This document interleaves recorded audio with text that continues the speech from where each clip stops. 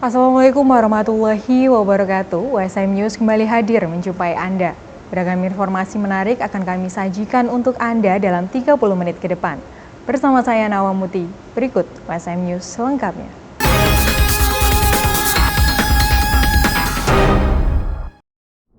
Bertempat di Auditorium Insinyur Wijatmoko Universitas Semarang, pelantikan pengurus wilayah Ikatan Sarjana Nahdlatul Ulama Jawa Tengah masa khidmat 2023 hingga 2028 sukses digelar. Dalam kepemimpinan Fahrudin Aziz, ISNU akan terus memperkokoh hubungan dengan masyarakat kampus. Universitas Semarang didapuk sebagai tuan rumah dalam acara pelantikan pengurus wilayah Ikatan Sarjana Nahdlatul Ulama Jawa Tengah untuk masa khidmat 2023-2028 yang bertempat di Auditorium Insinyur Wijatmoko USM minggu yang lalu. Kegiatan yang semula dijadwalkan akan dilantik langsung oleh Ketua Umum PP ISNU, Profesor Dr. Ali Maskur Musa. Namun karena berhalangan hadir, pelantikan dilakukan oleh Wakil Ketua Tanfidsiah PWNU Jateng, Kiai Haji Mahsun Mahfudz.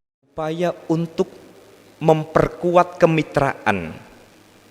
Ada pertanyaan Pak Abdul Karim, kenapa di USM? Pertama kami di Unwahas, kedua di Wisma Perdamaian, kami kembalikan khitoh Pak Muzakir. ISNU kali ini saya ingin kembalikan khitoh bahwa rumah besar kita adalah kampus. Kepemimpinan PW ISNU Jateng 2023-2028 dipercayakan kepada Fahrudin Aziz, seorang dosen dari Universitas Negeri Islam Wali Songo Semarang. Aziz terpilih secara aklamasi pada konferensi wilayah 2 ISNU Jateng di Hotel The Wujil Ungaran, Kabupaten Semarang pada tanggal 7 hingga 8 Oktober 2023. Fahrudin Aziz turut menegaskan bahwa pentingnya keterlibatan ISNU dalam lingkungan kampus. Hal itu menjadi dasar pemilihan Universitas Semarang sebagai tempat pelantikan PW ISNU kali ini. Ini menunjukkan komitmen untuk memperkokoh hubungan antara ISNU dengan masyarakat kampus. Jadi hari ini saya sampaikan Universitas Semarang sangat luar biasa berbahagia mendapat keberkahan menjadi Sohibul Bait, menjadi tuan rumah pelaksanaan pelantikan pengurus NU, pengurus ISNU wilayah Jawa Tengah. Jadi ini sesuatu yang sangat luar biasa bagi kami karena dirawi para sesepuh, para kiai, para santri yang luar biasa ini, penuh tirakatnya ini. Karena tirakatnya yang luar biasa itu tentunya doa dan sebagainya itu sangat makbul gitu. Dan sudah kerso rawuh ke USM ini semoga bisa menjadi keberkahan bagi Universitas Semarang. Kami berharap USM ini tetap eksis ila yaumil qiyamah berkat doa-doa dan berkat berkah-berkah dari panjenengan sedaya itu. Acara pelantikan tersebut dihadiri oleh berbagai pihak termasuk Rektor Universitas Wahid Hasyim atau Unfahas, Profesor Dr. Muzakir Ali, serta Dr. Abdul Karim sebagai Sekretaris USM. Turut hadir juga perwakilan dari pemerintah Provinsi Jawa Tengah, Kepolisian Daerah Jawa Tengah, Kodam 4 Diponegoro, Polrestabes Semarang, Kodim Semarang, dan berbagai pihak terkait lainnya. Dr. Abdul Karim, Sekretaris USM, menyatakan rasa syukurnya karena USM dapat dipercaya sebagai tempat pelaksanaan pelantikan PW ISNU Jateng 2023-2028. Sebelumnya, USM juga telah menjadi tuan rumah untuk kegiatan Forum Santri Lintas Profesi yang dipimpin oleh Kiai Haji Munif Muhammad Suhri atau Mbah Munif Meranggen. Universitas Semarang melepas sebanyak 1044 wisudawan pada upacara wisuda ke-67 6 hingga 7 Maret 2024 yang lalu. Menjadi hasil dari perjuangan menempuh pendidikan tinggi, diharapkan setiap lulusan menjadi pribadi yang adaptif terhadap perkembangan zaman serta peluang yang ada di masyarakat. Universitas Semarang menggelar upacara wisuda ke-67 pada 6 hingga 7 Maret 2024 di Auditorium Insinyur Wijatmoko USM. Sebanyak 1044 wisudawan berhasil meraih gelar dalam berbagai program studi, menandai pencapaian besar dalam pendidikan tinggi. Ketua Pengurus Yayasan Alumni Universitas Diponegoro, Profesor Dr. Insinyur Hajah Kesih Wijayanti SEMM, menyatakan bahwa momen kelulusan ini adalah hasil dari perjuangan dan kerja keras yang patut disyukuri.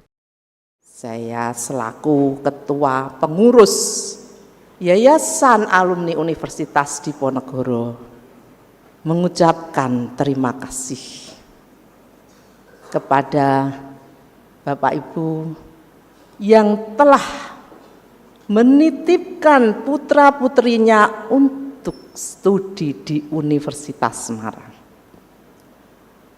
Tentu wisudawan-wisudawati ini bangga kuliah di USM. USM ini jembatan masa depan kesuksesan. Inilah perjuangan saudara hari ini merayakan kemenangan saudara.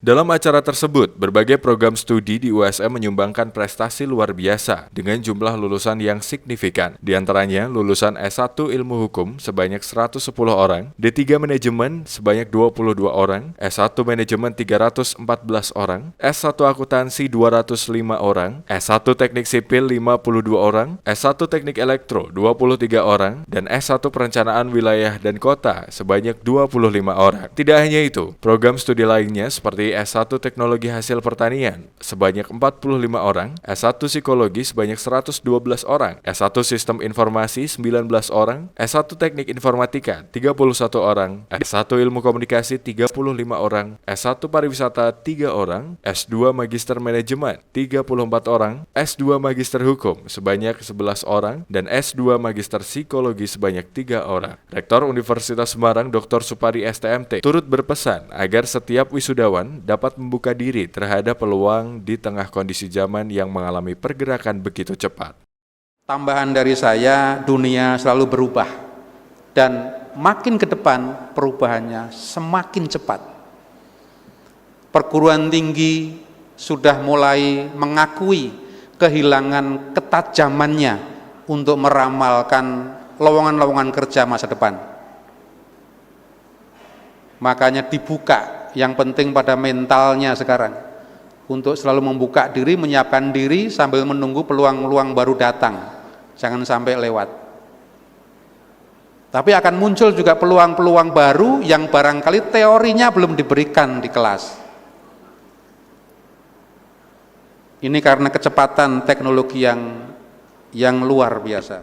Pemirsa, bulu tangkis menjadi cabang olahraga yang terus mendapatkan atensi di masyarakat. Baru-baru ini kejuaraan bulu tangkis Piala Rektor Universitas Semarang 2024 sukses diselenggarakan. Berbagai atlet muda berbakat turut serta mengikuti kejuaraan ini. Gelaran ajang bulu tangkis Piala Rektor Universitas Semarang yang berlangsung di Gelora OSM Profesor Sudarto SH Semarang mulai dari 27 Februari hingga 2 Maret 2024 telah berakhir dengan beragam cerita sukses dan pengalaman berharga. Di antara sorak gembira, atlet yang berhasil meraih kemenangan, juga ada rasa sedih bagi mereka yang tersingkir. Namun, lebih dari sekedar medali, ada banyak hal yang bisa dipetik dari event ini. Dengan partisipasi sebanyak 663 peserta dari berbagai kelompok, umur, dan tingkatan. Salah satu keberhasilan terbesar dari Piala Rektor USM ini adalah kemampuannya untuk memacu semangat dan prestasi klub-klub bulu tangkis di kota Semarang untuk mengirimkan atlet-atletnya. Keunikan lain dari kejuaraan ini adalah sistem berjenjang, di mana peserta yang meraih prestasi di tingkat dasar akan naik ke kategori madya dan seterusnya. Hal ini memastikan bahwa kompetisi selalu menantang dan memberikan kesempatan bagi semua peserta untuk berkembang.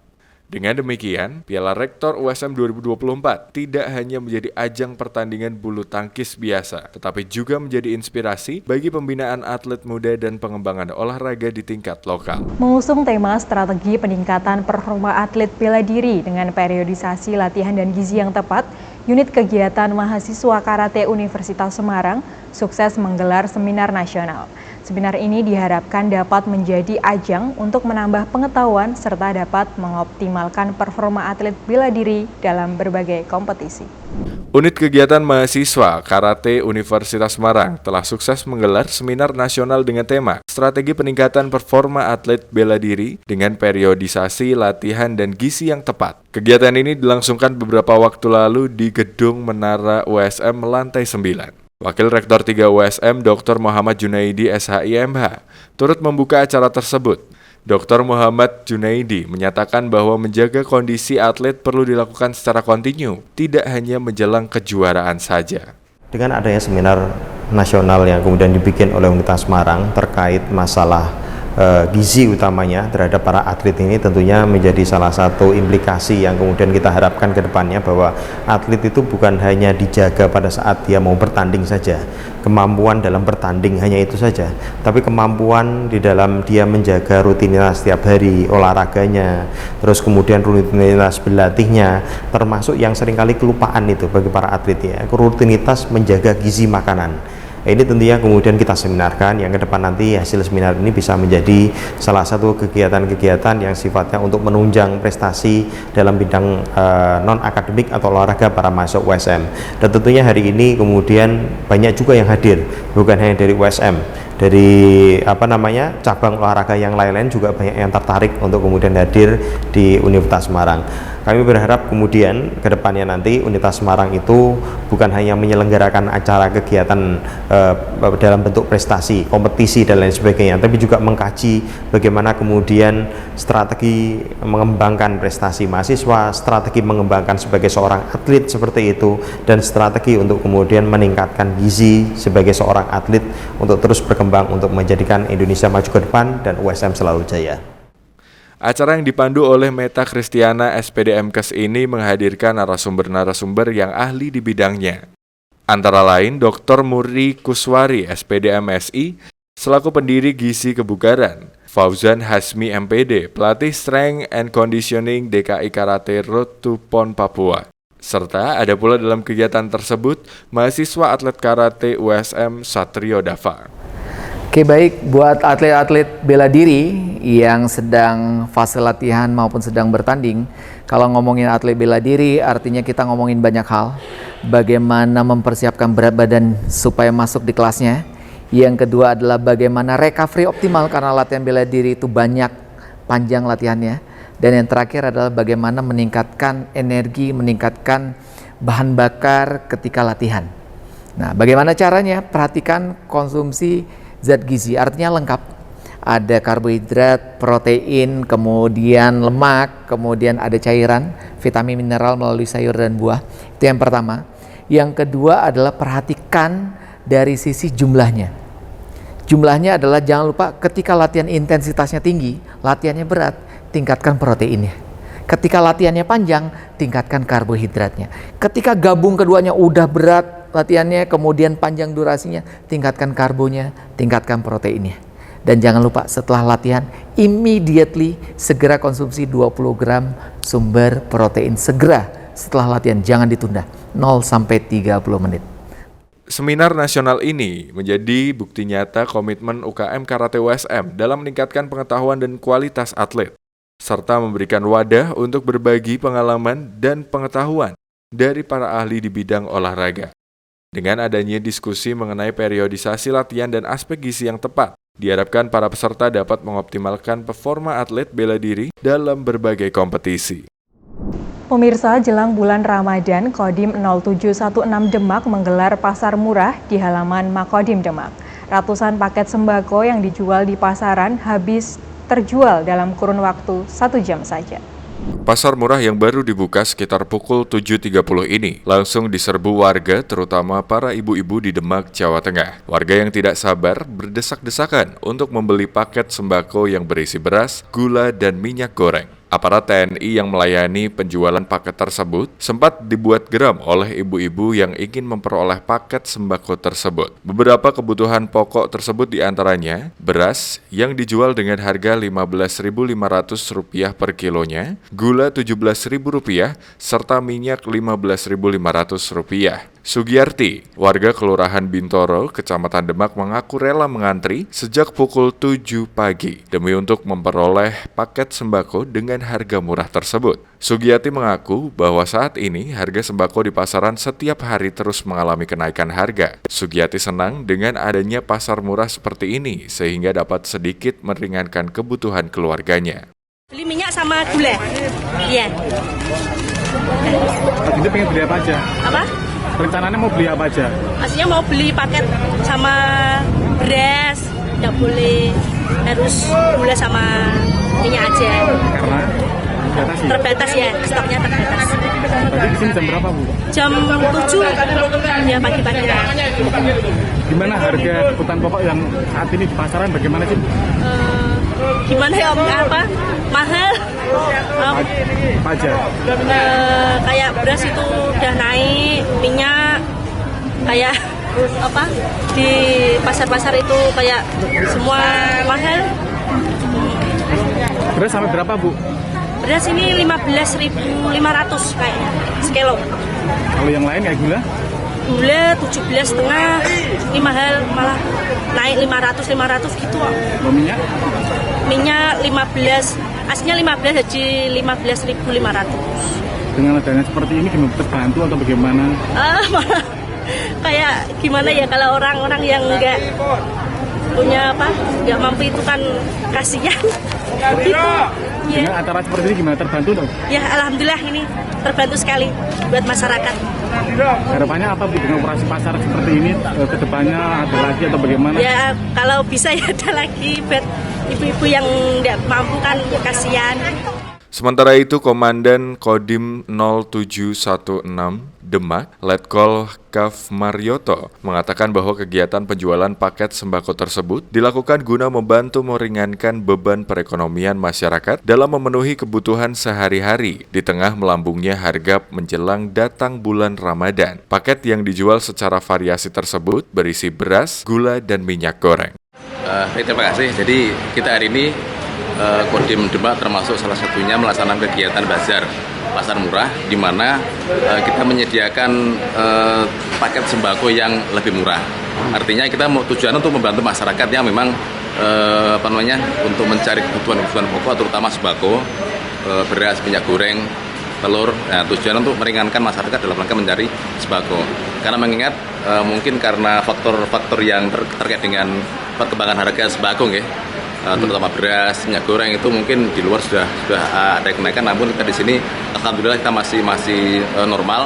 Namun demikian kita atas petunjuk dari pimpinan Bapak Pangdam untuk melaksanakan kegiatan bazar, terutama di goreng-goreng jajaran udara di Ponorogo. Untuk harga per paket di harga berapa dan harga berapa paket ya, untuk yang harga paket tadi paket satu itu kurang lebih 90.000, ada beras, ada minyak goreng 4 liter, kemudian ada paket keduanya itu kurang lebih harganya 60.000 dan paket ketiganya itu 40.000. Jadi ada tingkatannya macamnya.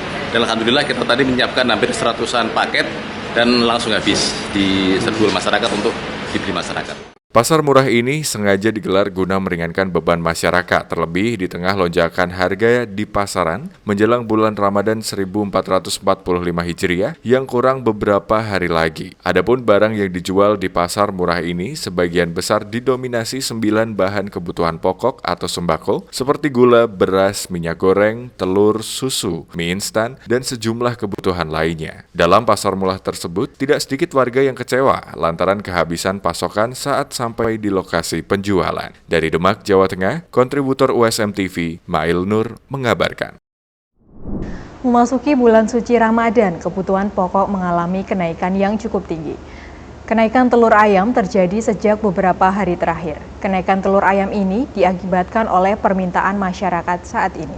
Kenaikan harga telur ayam menjelang bulan suci Ramadan mengalami kenaikan yang cukup tinggi, di mana kenaikan harga telur ayam naik hingga Rp2.000 per kilonya. Kenaikan telur ayam dipicu banyaknya permintaan di pasar menjelang Ramadan, di mana menjelang puasa ini banyak warga yang mengadakan hajatan, sehingga permintaan akan telur ayam meningkat membuat permintaan cukup banyak. Kenaikan dimulai beberapa hari ini dari yang sebelumnya Rp28.000 per kilogramnya. Saat ini telur ayam terpantau menginjak harga Rp31.000 per kilogramnya. Kenaikan telur sendiri terjadi sedikit demi sedikit. Harga telur sekarang naik jadi 31 per kilo.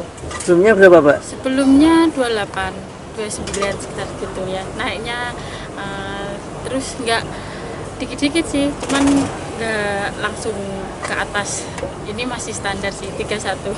Kenaikannya sejak 3 hari ini, 3 harinan, 3 hari 4 hari. Masalahnya apa ya, mungkin harga pokok sekarang ikut naik semua ya. Bahan pangan, ayam, petelur juga, terusan mungkin apa ya, dari ternaknya juga sana nih mas. Belinya ya kan sesuai kebutuhan ya, tapi enggak berkurang, masih tetap karena kan kebutuhan pokok ya. Harusnya ada kebijakan dewe ya, mungkin UMR dinaiki, mungkin ya karena kan semuanya bahan pokok naik semua atau menjelang Lebaran harusnya ada apa ya, pemerintah mungkin ada bantuan apa, kudu tidak aneh pemerintahnya juga ya. Ya, agak sepi mas. Sebenarnya gimana Bu? Peminatnya kurang, kan mahal. Peminatnya ya mas. Itu mulai kapan Bu kenaikan harga? Mulai 1 minggu. 1 minggu ya. Karena apa Bu? Nggak tahu. Karena lagi untuk ayam. Nggak tahu itu kok naik. Kenaikan telur ayam di pasaran ini diprediksi akan kembali naik saat mendekati Hari Raya Idul Fitri nanti. Dari Grobogan, Jawa Tengah, kontributor USM TV, Eko Agung Suryanto melaporkan. Universitas Brawijaya kembali memiliki sarana pendukung baru dalam dunia pendidikan.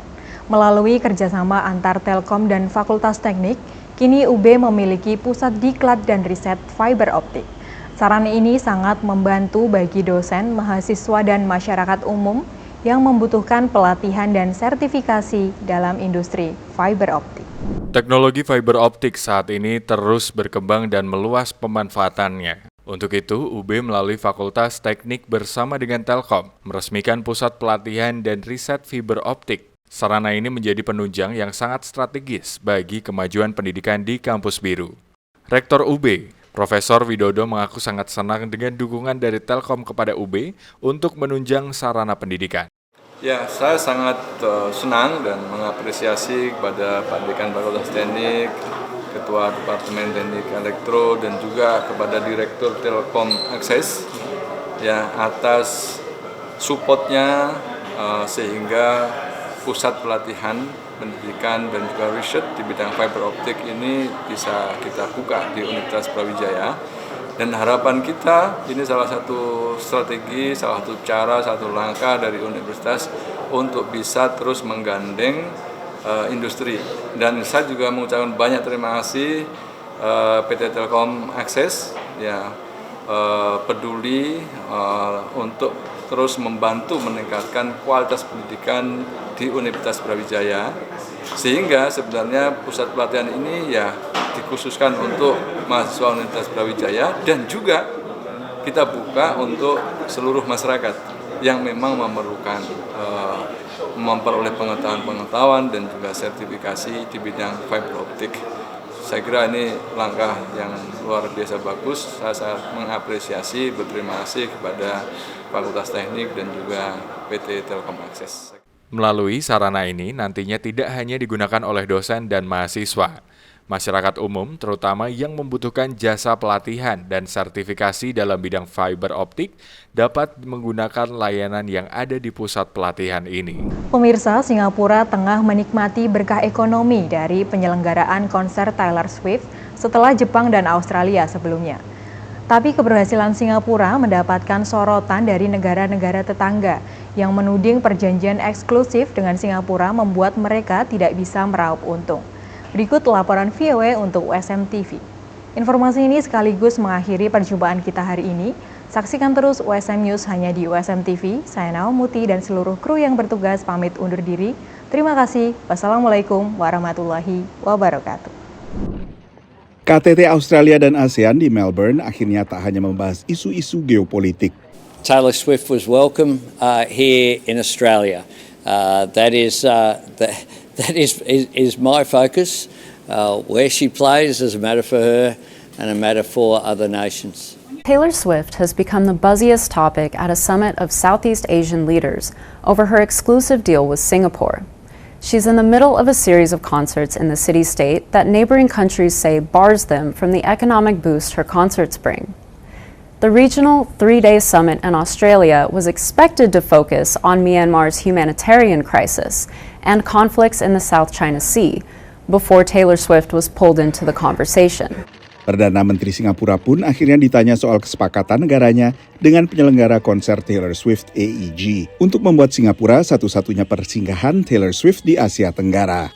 A deal was reached, and so it has turned out to be a very successful arrangement.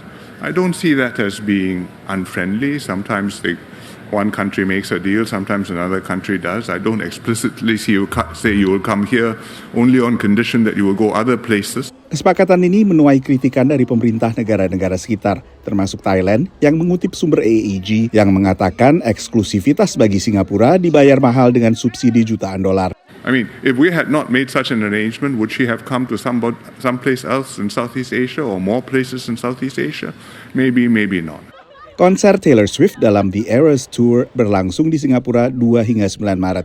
Tak hanya warga lokal, penggemar Taylor Swift yang dikenal sebagai Swifties juga datang dari berbagai negara sekitar. For me, this is the biggest amount that I have spent for a concert. I never really spent big, like 6-digit amount for someone else's. Just Taylor Swift. Quite amazing that, you know, the government of Singapore supports the concert itself.